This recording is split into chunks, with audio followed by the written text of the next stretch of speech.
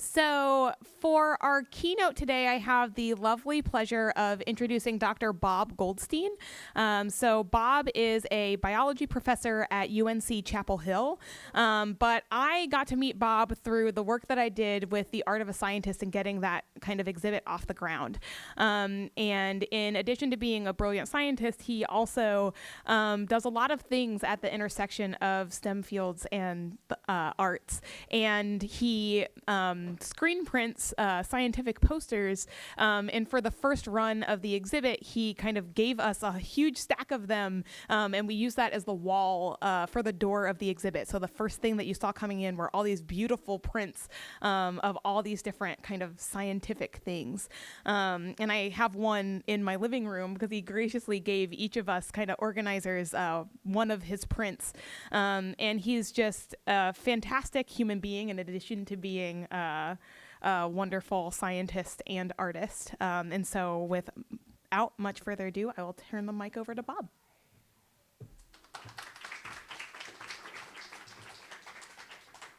Thanks so much. You're saying such nice things. I was getting even more nervous.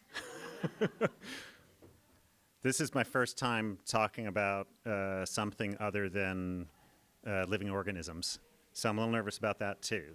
So my plan today is I'm going to show you what I've been doing and how I've ended up making gig posters for scientists. And it's really just going to be one person's story about making science-related art. But my goal is to inspire some art making of your own. Now, many of you I know already make art, but you might find some inspiration to make something different, something extra, something science-related if you're not already making science-related art. Or if you don't, you might see how it's not that hard for someone who's really a scientist and doesn't have a clue what they're doing to try doing some of these things. Okay. And then I guess the longer-term goal is that we might be able to fill the Duke campus, UNC, the Triangle, and beyond with really beautiful handmade art for all kinds of events, right? In my vision, there would be gig posters, not just for bands, but gig posters for science lectures, gig posters for other kinds of lectures. In my dream world, you know, when the State Board of Plumbing Examiners meets, they notice some posters up with, you know, beautiful handmade posters for their meeting and think, why is that there, right? Okay. And I'll tell you, my inspiration really is this sort of thing. When you're walking down the street and you find something that's beautifully, lovingly made and you have a sense of a human hand being involved in that and someone's mind being involved in it, and you think, what is that doing there? How did that end up there? Right? This is actually a picture from Carborough, and unfortunately, during the renovation of a storefront, this disappeared, but I love this little tile that someone decided to put there. It feels very generous, right? And I think even when the scientist is not driven by that kind of generosity, when they're driven just by the need to make, it still feels very generous. And I want to live in a world like this, right? Where people are putting in more effort than really is necessary at times for certain things and brings joy to other people. How many of you have heard of gig posters before? Most of you. So for those who haven't, I'll just show you a little about them. And for those who have, you'll get to see some nice examples of music gig posters. So there's a long history of people making posters for your music gigs, for shows. And the early ones I know about are these beautiful rainbow ones that were done in the late 50s and 60s and on through today sometimes too. There are fantastic ones, psychedelic ones from the 1960s. This is for the Fillmore. There was a whole bunch of beautiful posters made by Wes Wilson and others for that. I was born too late to enjoy. I didn't get to see Aretha Franklin for $1 in a high school, right? And I was unfortunately born a few months too late to go to Wes Wilson's, the ones that he was advertising. But you'll notice if you walk around Durham, Chapel Hill, a lot of other towns, when you look at the telephone poles, as well as all of the posters that look like they were just made on someone's computer and printed out, now and then you'll find something like this. And I remember this one really, really stunned me. There was a guy, Frank Kozik, who, there still is a guy, Frank Kozik. And Frank made these fantastic Dayglow posters, often subversive versions of memorable cartoon characters. When I lived in Austin, 88 to 1992, and this is one of the posters I saw there. Lots of them were just up outside on telephone poles getting rained on. It's really ephemeral art. It disappears really fast. It also disappears really fast because people steal them. I think it's sort of an honor to have your poster stolen in a way, but it's kind of not cool to do them until after the show. This one wasn't on a telephone pole because it was almost 3 feet tall. I don't know if you can see the size there. This was 35 inches tall, which was giant. And Frank would just have the places that he was making posters for, he would have them fax him over all the information, and he would just take the stuff off the fax machine and use it directly as templates for his art and then put the art in with it. So it was kind of an interesting method there. So when I moved to this area, I got here in 1999, 20 years ago, I started seeing posters like this. So this is one made by Casey Burns for a Melvin show. It's sort of, it's eye-popping, right? And and it really caught my eye, and I thought, oh, thank God, I've moved to a place where people make things like this. So there's Casey Burns made them for a while. He doesn't live here anymore. But there's Ron Liberty. How many people have seen Ron Liberty posters before? So these are fantastic. They'll be up around this one. I love that Ron often misaligns the colors sort of intentionally. I like that this guy looks like he's getting punched so hard that the colors are coming out of out of frame here. And then if you look to see when and where this show is, it's a little hard to figure out, right? So this was at the local 506, which if you were in Chapel Hill seeing one of these posters, and you liked seeing bands, you would know that just from this alone. And it has no time, it's just a date on it, right? So there's really minimal information, just enough to get people out to the shows, right? Here's another example, a Black Keys show from long ago, where the eyeballs are screaming mouths. Again, if you check to see where this is, when this was, it's really subtle, right? Oct. 5. It was on October 5th, whatever year that was. And this is one of my favorites of his, Mission of Burma poster. This was at the cradle, the cat's cradle. And again, it has a date but not a time. And I love how this captures motion. It captures sort of the joy of hearing music that you love, and the Chuck T's are a nod to a lot of people who listen wear those. There are people around, so as well as Ron, there are other people around here who make fantastic gig posters. Robbie Poor, who teaches screen printing classes at the Duke Arts Annex, and any of you can go take his classes. I think they're free for Duke community. I see some nods, yeah. How many people have taken classes over there? 1, 2, a few of you, great. So Robbie makes these fantastic posters. I love that this one almost looks biological, as sort of organic forms. This is for a band called the Handsome Family, one of their tours. Patrick Udehi at the Merch in Chapel Hill. This one, the chopsticks are picking up one of the band names. And then Nightlight in Chapel Hill has had fantastic posters. Most of them are photocopied, but really creative photocopied ones. This one was screen printed, and I've been trying to figure out for ages who on earth is making these things, and I just don't know. Charlie the owner, thank you. I know. Okay, so I was admiring these, and then in 2011, 2012, there was an exhibit at Chapel Hill, and Steve Weiss, who organized it, had a panel discussion too with a bunch of these people who make these posters. There's Casey Burns and Ron Liberty and some other people. And I went to this panel, and one of the things that the posters makers said, almost every one of them had the same story, which was they didn't know that gig posters was a thing. They just had bands that were coming to their town, and they thought the crappy posters they're seeing really didn't do justice to the bands they loved, and they started making things and putting them up themselves. So I found that kind of inspiring, and I decided to try to do something like this as well. Admittedly, I tried it a little before this time, but I found that idea inspiring as well. It turns out to make a poster for an event that's going on, you don't actually need to ask permission. You can just make one and put one up, and no one has told me not to. And I've done it. I do it mostly for science things, but now and then I do it for a band I really like. I've done it for this summer in Woods Hole. There was an event going on, Woods Hole, Massachusetts, a science event going on with all these scientists I really, really admired, and I just made some posters, and I mailed them to someone I knew who was up there, who just put them up, and I think people were scratching their heads thinking, we organized this event, but we didn't get these posters made. Okay, so I'll talk now about the gig posters for scientists and how I started doing this. So after I was at Chapel Hill for a while, I was talking with a friend about about the music scene in this area and how rich it is for not a gigantic area, and how we might be able to exploit that. And for a while, we had this idea that maybe we'd have bands open up for science talks. I don't think that would work very well at all. So we didn't do that. And then we thought, why don't we get some of the people who make the really nice gig posters to make posters for some of our really special talks. And so Patrick Kudehi, I've showed you one of his posters before, and Chip Hoppin have a business called The Merch in Chapel Hill. They're really nice guys, creative artists and designers, and they do screen printing over there. They agreed to make some posters for us. And Patrick said to me, he said, why don't you just mock up something to give us an idea of what you're thinking about? And so I went on my computer and started using Illustrator or Canvas to mock up something. There was a scientist coming named Randy Sheckman, who's since then has won the Nobel Prize for figuring out how vesicles move inside cells. These little compartments within cells are moving around and docking with the right compartments.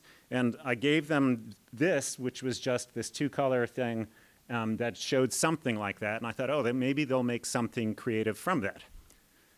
This is actually what they printed. And so I thought, I'm an artist. And so no one seemed to mind. I mean, no one really said anything either. At first I was doing them in telephone pole format. This is 9 by 22 inches, which is adapted for being outside on telephone poles, which just kind of appealed to me. Like, I loved the ephemeral art telephone pole format, even if we weren't putting them on telephone poles. And I just did a couple of these every year for a while. So there's a whole bunch of them. And then after a while, I thought, well, if we're not putting them on telephone poles, maybe I should make them any format I want. So I started doing 12.5 by 19-inch ones, nice big gig poster size. It's one of the standard gig poster sizes. I also realized that with 2 colors of ink, you can have more than 2 colors of text, right? There's black, there's this aqua color, and white as well, because you have absence of color.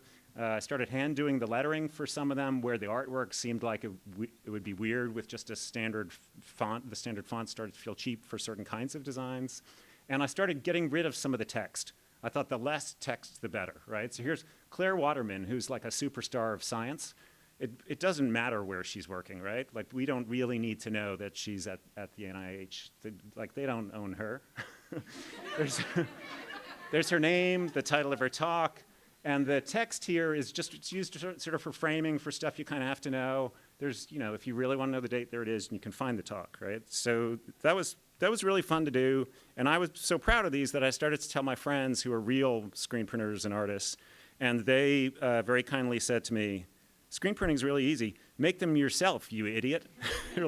They're good friends, right? And so I liked the idea of doing it myself, but I didn't have a clue what I was doing. Now, this brings up the second inspiration I had, and there was a video. This video was running while I was getting ready. My kids, I have 2 boys, and both of them absolutely love making things. Oh, there's the sound again. This will go quiet in a moment. They love making things, and we make things constantly, and we get a little too ambitious, especially over Christmas breaks. We always take a couple weeks to make something that the world does not need, that just brings us joy. I have a scientist friend in California who told me he built a marble ramp out of popsicle sticks with his kids. His kids wanted to keep the marble up for at least a minute, and when they got to about 45 seconds, they just quit. They found it too hard. And I got home and told my kids this, and they said, we can beat that.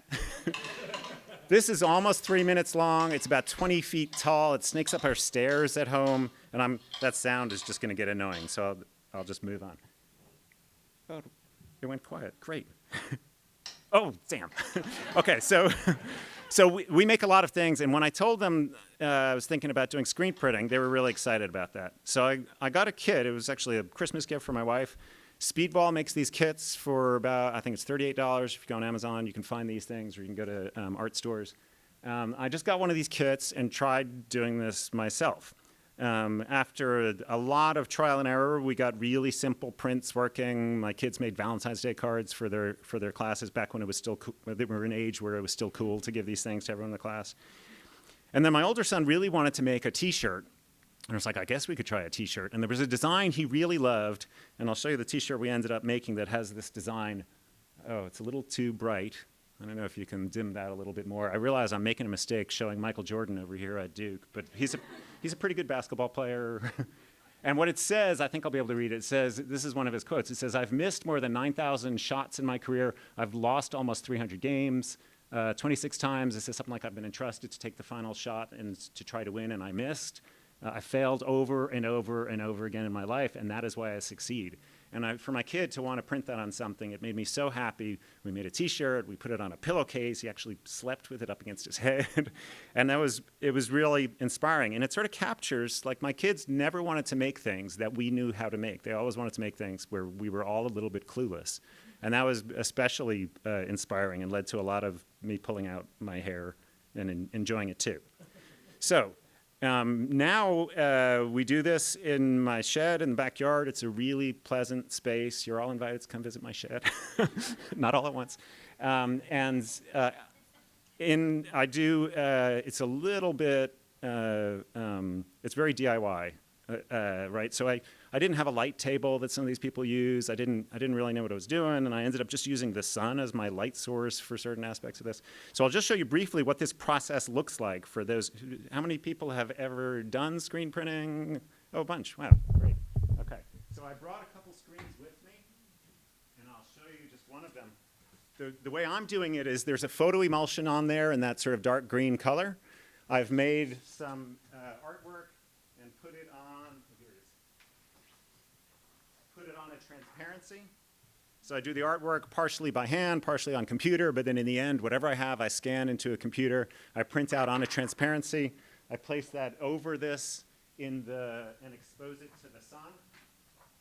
I've already spread an emulsion across that, and the emulsion blocks up the tiny holes in this screen fabric that's on there. Where it's shadowed, where the sun cannot hit, the emulsion stays labile. It can be washed out. And so I then run into my bathroom and set up the shower. The kids know, stay out of the way when Daddy's running through the house for this, because he freaks out at that time. I spray it with the shower head. All the parts come out, and when it works well, which now is almost all the time, but wasn't at first, then I have something that I can push ink through onto paper or a T-shirt or something like that. So screen printing is not tremendously hard to do. If you haven't done it, I encourage you to try if you're interested. So this is just me exposing a screen to the sun. Okay, so then I bring that into the shed. Once it's all washed out and ready to go, tape it up and go ahead and push ink through it. Here's my son doing one of these for me. They're great, cheap labor. And then you get something transferred onto the paper from that. And then if you want to do 2 layers, you need 2. So I brought 2 screens here just to show you. There's 2 transparencies, 2 layers. Some artists do a lot more. The Frank Kozik one I showed you was 6 layers. You can imagine that's quite a bit more work, all right? So these are, I just stretched clothesline across the top of the shed. It's a bit half-assed, I think is the DIY word I'm looking for. And I just use paper clips for it, clothesline clips. And then I've now built a nice sort of drying rack to make it a little easier, but that's what I was doing for a long time. And so that was the first poster I tried making myself. It's not perfect by far. The text is all messed up here. The poor people who funded the talk you could hardly read their text, but it was okay. So then I'll tell you a little bit the sort of process I go through when I'm going to make one of these, so you can have an idea how the science and art are meeting, which is, of course, the topic we're all talking about today. So when there's a talk that's coming up that I'm inspired to make one for, we have a distinguished seminar series that the dirty secret about it is the only thing that distinguishes the distinguished talks is the word distinguished. But like myself, other people, when they're invited to give a distinguished talk, they think, oh yeah, I'll go do that. But now we have posters as well. So unlike the distinguished talks that I give, there is something besides the word that distinguishes them.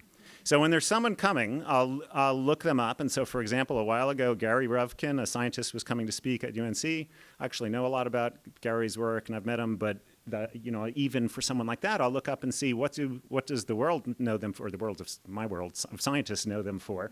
On Google Scholar, you can order them by papers that have the most citations, and you see Gary's known for discovering the role of small RNAs in biology. When I searched around, nothing was clicking that I thought, okay, I don't know what I want to make given that. And I found this talk on iBiology, a site with great biology videos, where he was speaking about small RNAs, and he had this moment in this talk when he was talking about discovering the small RNAs are exactly 22 units long, 22 nucleotides long for the science nerds here. And that number 22 has some mystical significance in certain religions, and his kids were teasing him about that, and I thought, I'd like to tease him about that too. And I know him well enough that I felt comfortable doing that, so I made this poster. This just shows, the outcome of thinking about what to design. Sorry, it's a little dark to see here, but it's basically it's modeled after a tarot card. It's like a giant tarot card. There's one of these small RNAs there, and then behind it, it's sort of out of focus, is the 22 paths, this sort of mystical symbol that's there. And it's looking like a tarot card was meant to sort of poke fun at Gary a little bit too. That was really fun, and he didn't seem to mind, right? So then I've done a bunch of posters. There are cases where I think the person's name alone is really interesting to me to represent artistically. I love when the name just is fun to say, or it has some symmetry or something like that, just to make a gigantic name. I think these are probably the speakers who are most confused when they arrive and see these things, right? They think, really, I'm that famous? There's another one that's a name that's fun to say and is big and bright. This one I liked also that there are certain color combinations, paint combinations, that when you mix them, give combinations that sort of don't make sense to me. And the really classic one is that to make olive green, artists know you mix yellow and blue. Green is yellow and blue, but if you really want an olive green, you mix yellow and black. And when I first learned that, I was like, no, that can't be right. And so I was fascinated by that, and I made some posters that sort of took advantage of that weirdness. But then I thought, you know what? Since I'm putting the colors down however I want, I can make it look like you get weird combinations. So this one, aqua plus fish equals yellow, right? But it was just, how I put it down. And this also has a reflective paint for that blue on the fish, which was fun to do. This is for Janet Iwasa, who's a fantastic animator.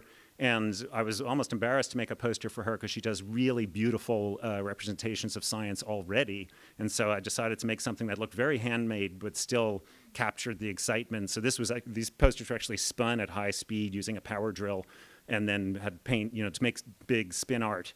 And then I screen printed on top of it. This one is someone, Ethan Garner at Harvard, who works on bacterial cell shapes to understand how cells get their shapes. I love that bacterial cell shapes, to me, just look like pharmaceuticals, and it seemed fun to make something that put the text sideways, almost like a pharmaceutical package. And then up to this point, I still didn't know how to align my colors very well. And I thought, if I can't register the colors well, maybe I should try to take advantage of that. So this has a moire pattern where these two circles land, gives what looks like an interference pattern around there, and gives most of what you're seeing as contrast in here, all these sort of psychedelic-looking lines out here.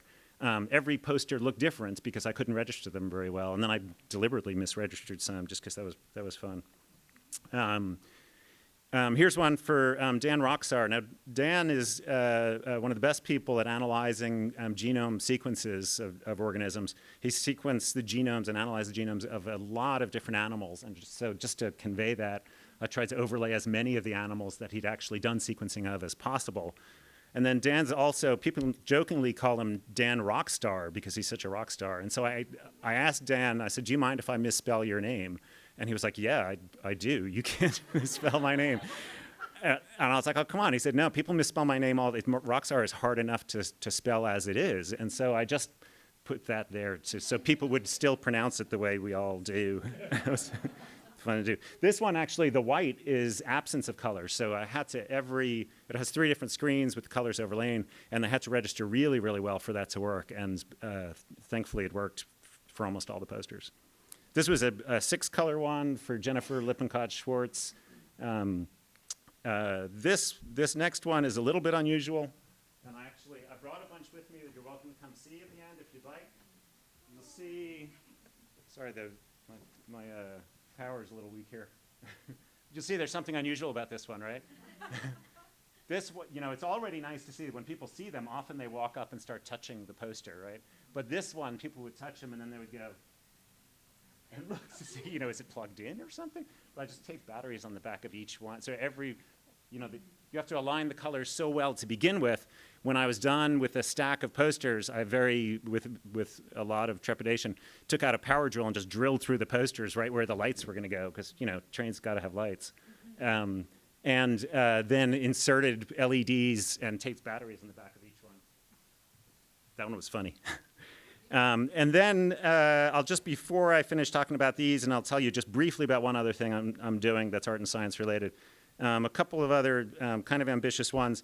This one started as a lino cut, so linoleum cut, where I did a lino cut of the fruit fly there. It's on the UNC campus. You can see, like, through its wing here, the bell tower on the UNC campus. This lino cut I entered in the Art of the Scientist and ended up in that show. And then I also ended up using it for one of the posters. This has been really fun to learn lino cut and wood cut through something else I'm doing that I'll mention in a moment. And then this was probably the most ambitious one. This is a motor, it's a protein motor that walks around inside cells, and it's truly amazing to me that proteins can walk, that there are certain proteins that can actually walk. So this giant thing walks on this filament here. And I wanted to represent it with lots of tiny dots, sort of mirroring what the structures of these things look like, the way scientists represent the structures of these. But I wanted the dots to sort of land in a random pattern, mirroring the grayscales of each of the darkness of each of the colors. And so I ended up learning Python and programming something that would convert grayscale images to dot patterns. As I was doing this, I discovered, when I was almost done, I discovered that people have already done this back in the 70s. It's a little embarrassing. But these dot patterns in different colors are what make up these images. That was a fun one to make. Okay, if you want to see more of these posters, the place I keep them keeps moving around on the web, so I suggest, this is my website. Just search Gig Posters for Scientists. And so then the last thing I want to tell you about is something else we're doing, just briefly. I was making these posters for a while, and then I'd gotten to know someone in the art department at UNC, Beth Garbowsky, who's an art professor and who's a fantastic printmaker. She literally wrote the book on printmaking, or literally co-wrote it with Bill Fick, who's here at Duke and teaches in the art department and does a lot of interesting things, including programming this space in this building. So Beth asked me, would you like to co-teach a class? And she actually, we had become Facebook friends. She asked me this on Facebook, and I didn't touch Facebook for like 2 weeks because I was like, don't mess this up, don't mess this up. And so finally I wrote back and I said, are you serious? So it took us a while to clear away some unintended obstacles on campus to two people teaching something like this, which was interesting to find. And eventually we organized the class and we thought, will anyone take this? And we set it up as an honors class. It was half of the slots had art prerequisites, so students had to be pretty far along in art, and half the slots had biology prerequisites, so they had to be pretty far along in biology. But we liked the idea of these students coming and meeting each other across campus that might not meet each other otherwise, because they talk about different things and think about different things, and that in itself, I think, is useful. We weren't sure if students would take it, but I thought, you know, we're doing printmaking. We can make ads. And so we made posters for this. This is a really old drawing of an octopus by Ernst Haeckel, or a squid, maybe. And it got vastly oversubscribed, and it's been a really fun class. I'll just show you one of the things that one of the students make. This was a student last year. Zita Voros made this. Zita was an art student. Zita's really interested, they got really interested in ants and how ants move around and follow pheromone trails and stuff like this. And Zita asked me one day, if ants follow pheromone trails, why do they never end up in just crawling around in circles? And like a wise ass, I said, well, you know, they must have mechanisms to prevent that and stuff. And then Zita discovered online, no, they sometimes do that. There are certain ants that will do this. I see some nodding back there, right? Certain army ants will form these giant ant mills where they'll follow each other around in circles until they're all dead, which is crazy, right? So Zita thought that was crazy too and made this fantastic woodcut print. Again, to appreciate this, you have to appreciate the size. This was a 4x4 foot woodcut print. Zita sat there for ages, like cutting giant woodcuts. All the students did giant woodcuts, and this was really good. It's been really fun to see how the science can influence the art. So in lots of cases, The science is basically the substrate for making art for students in the class. We have we have a lab with microscopes. They take images and they bring it over to the print studio and make prints from them. But it's been an interesting challenge for us to also think about how the art can influence the science, how just thinking about ways of looking in art might influence how we make observations in science and what we might catch and what we might miss. And I think it's a harder challenge to think about how the art might influence the science, but it's a fun challenge to consider, I think. So I just want to finish by going back to this print I did with my kids when I started doing the printmaking. And I want to show you that the first time I made the screen for this, that nice screen that my wife had gotten me for Christmas, this is what happened. And I don't know if you can see, but I totally messed this up. It moved while it was exposed to the sun, and all the lettering was sort of lost here. Michael Jordan was the only thing that came out well. This lettering is kind of messed up. And I tried to clean it off, and I didn't know how to do that right, and I ended up ripping the thing, and I like eventually out of frustration just ripped the darn thing out, and it's still sitting in my shed. And it's kind of nice to remember. I wasn't thinking at the time that, of course, that's the topic that's going on here, right? Like, I failed over and over and over again. So I hope that's some inspiration that, like, you can try something you haven't tried before, and you all probably know this already, but it's one more reminder. And if you're willing to put up with some failure, you can learn a lot from failure. And that's, of course, something we experience a lot, both in science and in art. Yeah. So thanks very much, and I'll be happy to take any questions if there are any.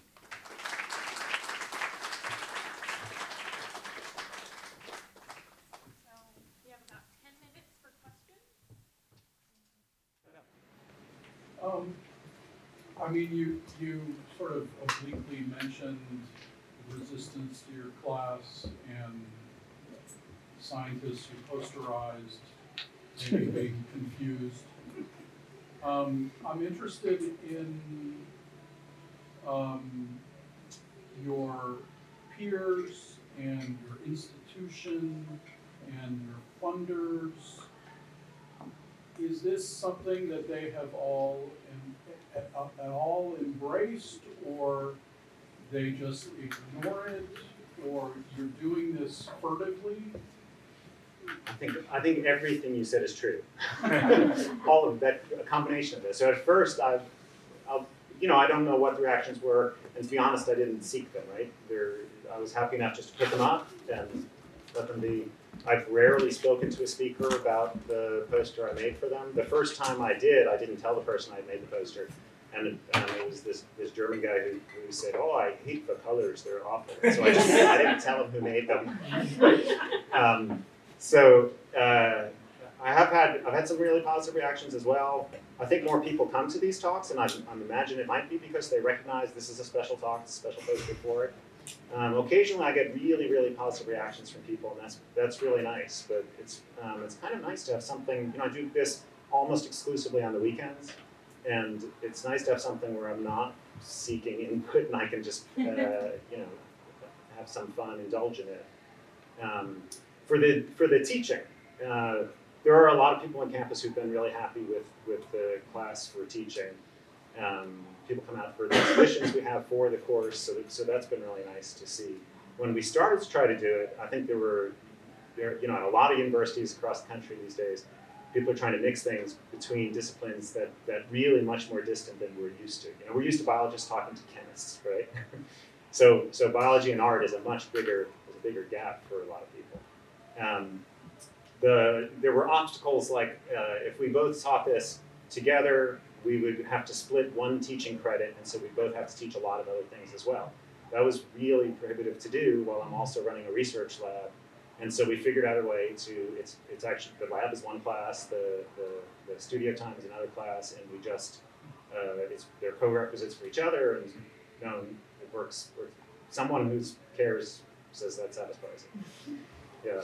Does that answer your question? Yeah. Do you stick the reference on the CD?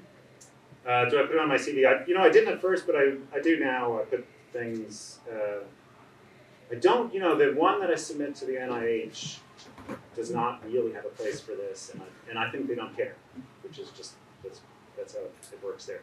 For the NSF, this kind of outreach they really care about, right? So for those of you who know about NSF funding, this is something they like. I have other projects that I do, though, that often take press hits for NSF, but I do let them know I'm doing sort of science communication in a way on the weekends for my shit. Yeah. Were the students able to, in that sense, in terms of a cross-listed class, were they able to count it in either as an elective? Because I find sometimes that that's also, the artist can count the science class towards the art, Yeah. but the scientist cannot count the art class towards the science. I see. And I mean, I think it's easier when you have two faculty teaching in those disciplines, Yeah. and that sort of legitimizes it in particular ways. But if I wanted to teach it by, alone, even within that, it wouldn't be possible. Right? Yeah, so we set it up as a 3 credit hour studio art class and a 1 credit hour biology lab. And we do a lot of teaching in both. Yeah, I didn't say, but the science teaching, we do some in the lab, but we do a lot of it outside of the lab. And the way it works is every student is making something that they're inspired to make that's science related. And then a lot of the science teaching goes on sort of British tutorial style, where it's one-on-one. We have sort of 10-minute consultations where we talk about what they're trying to do and what they're thinking about, and we search up stuff on laptops together and find good readings that'll make them smarter and smarter about what they're thinking about. So the science learning is mostly self-driven, which of course is a really effective way to learn. Yeah. So I've done a little bit of silk screening a long time ago when I was a teenager in a band, and we were making our own t-shirts to sell at our gigs, and it was really hard to do, and mostly the t-shirts ended up looking terrible, but we were a punk rock band, so it kind of worked for us. But my question is, it's so hard to get it to look good and perfect with silk screening, and I don't know anything about graphic arts, but there's got to be much easier ways to get posters that look perfect now without doing all the silk screening. Yeah. And maybe I'm just asking this because I'm not an artist and so I don't understand, but why do you do it the hard way? Because it's fun. That's I mean, it's awesome. I've ever gotten. Bob, why do you do this? I don't know if this can answer your question, but like touch that, feel it, right? It's like sticky where it's shiny, and it's like that just brings me joy. No. If it doesn't you, by all means, print them out. So I mean, I guess that's what I'm getting at. Is you do it this way because there's something about the process that sort of fits with your artistic vision, I right? really like hanging out in my shed. Yeah, but I think also it's like when I showed that tile that someone has made, you can get a sense that someone has put in a little more effort that's necessary. Now I don't put in more effort than necessary on most of the things I do in life that I do at work, because I'm like a headless chicken trying to get stuff done, right? But it's really nice on the weekends to try to put a little more effort than is necessary in some things.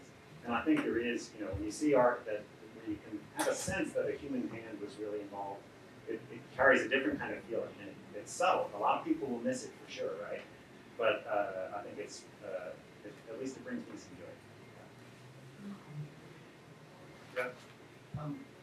Thank you. I just wanted to ask, so I'm a student, I'm an undergrad, and we've heard all afternoon about the various interfaces between science and art, but at the, for me, for example, I'm taking Orgo, I'm going to do the MCAT eventually, systemically, those are things that I need to do and achieve. Where does, this interaction between science and art, where does the A fit into the STEM world where I have to take the MCAT one day, You mean when you're very busy? No, not And when it's I'm hard very to get busy, time but for it, or? I guess how do you introduce the A in a way that's, it's a very broad question, we could Yeah. have one more symposiums, and I hope we do. But how do you introduce the A in a way in a system that's so endpoint oriented, right? Yeah. I need to pass the MCAT hopefully, right? Yeah. If you're taking the MCAT, I assume you want to be a doctor I think that's the idea. of some kind. And I can imagine the kind of medicine you do and how you think about it and how effectively you do it may be affected by all kinds of other things you do in your life, from relationships, the way you spoke when you gave your talk. It's clear you've got a way of communicating with people. That in itself is a fantastic thing to bring along with that, right? That will help in medicine too, right? Because I understand medicine, it's important to communicate. I think with art, the same kind of thing can happen, right? The way you interact with patients, the way you look at images, I think people who think about art are often very good observers in science. And of course, the observations are sort of the ground level that we build up the discoveries from. So I think, you know, I might discourage you from doing it while you're studying for the MCAT, but maybe before and as soon as you're done. So. One of the things that I thought of when you were talking there was, I think there was a professor at Harvard in the release magazines, I think, and really was a giant in biology. And he said something, and if he didn't say it, it should have been his words. He said, if you want to clear an eye, nothing is better than a sharp pencil. And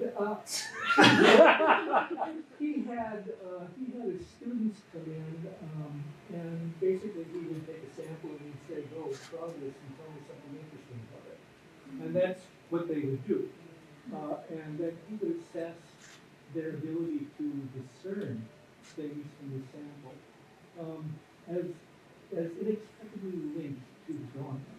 Yeah. So there is this connection. We do think with our bodies.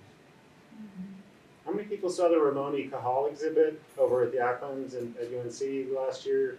Right, so that was, Ramoni Cajal was the guy who discovered what the brain was made of, that it's made of cells, right? When humankind first saw what a brain was, it was Ramoni Cajal, who was trained as an artist first. His father said, no, you can't do that. You're wasting your time doing art. And so he had to be a doctor and a scientist. And I think humankind benefited a ton because it was someone with artistic training who first saw what the brain was made of. And those drawings were like fantastic evidence of it. Right? That was, you're seeing, you know, what he put on paper. He didn't put on paper tracings of exactly what he saw. He interpreted what he saw. He looked at hundreds and hundreds of cells. Then he would go for a hike in the mountains. He would come back and his thoughts would have settled and he would sit and draw the conclusion, right? He wasn't just tracing, very, very early drawings, he was tracing some. Later, almost all of them were building his conclusions and drawing them out on paper. And I think it helped a ton that it was an artist who did that. Wow. Would all of you just join me in thanking Bob?